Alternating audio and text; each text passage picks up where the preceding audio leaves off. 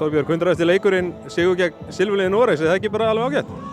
Jú, þetta sleppur alveg sko.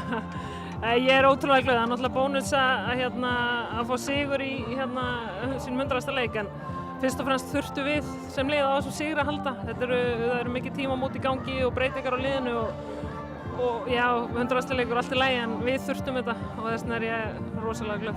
Hvernig fannst þér þessi leikur spilast?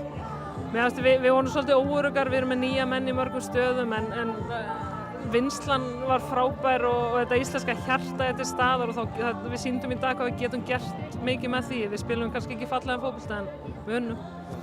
Það sem skiptir málið upp í stæðan að sigurinn kom okkar megin?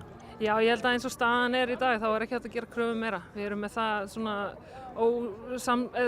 liðið er ekki búin að æfa það mikið saman og ekki það samstillt að þetta finnst mér framar vonum sko. Ungu leikmennir voru að koma sterkir inn í dag, eins og Elín Metta átti bara stórkostlega leikina frammi. Já, frábær og hélt boltann gerði nákvæmlega það sem Freysi sett upp fyrir hana og það er ótrúlega gaman að sjá. Það verður auðveldara með árunum að taka inn það sem þjálfarinn segir, en hún virðist alveg komið með þetta. Undir lokin áttu þær dauða færi það sem hún varðir. Varstu eitthvað áhyggjufull að það var að detta inn?